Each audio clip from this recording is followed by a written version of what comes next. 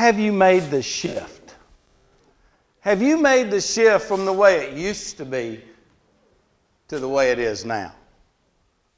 In other words, you know, like the dinosaurs, they didn't make the shift.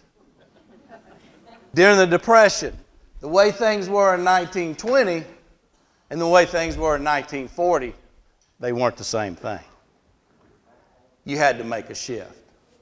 And so I think a lot of us are in that right now. Have we made the shift from the way things used to be a couple years ago to the way things are now?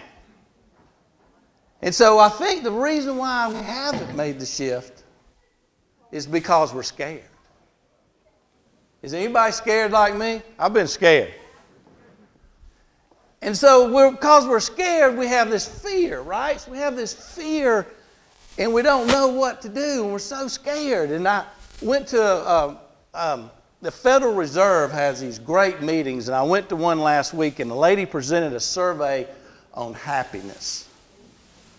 And she has done these surveys for all these countries around the world, and what she found out was the countries that had the least amount of shift going on had the highest degree of happiness. So places like here and in China, where we had a huge growth or a huge letdown, there's a lot of unhappiness. Places like Sweden and Finland and Switzerland, lots of happiness. And I thought about, that's probably what we're going through, right? There's a shift, we're scared, there's fear. But fear is nothing but, what's the unanswered question? In other words, if you don't know the answer to a question, there's fear. And your question may be, what's my next job? Your question might be, how am I going to pay my mortgage? And because we don't know the answer, we have all this fear. Anybody relate to that?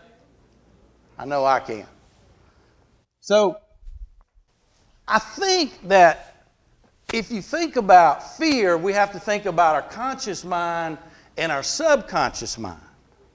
So our conscious mind is, I see y'all out there, y'all see me up here, you've got the people sitting at your table, we're all conscious about that, right?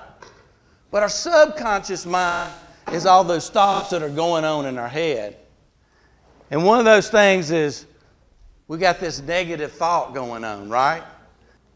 So if we're thinking all these negative thoughts, are we bringing all this negative stuff to us? What happens if we change our thought and we start bringing more positive stuff to us?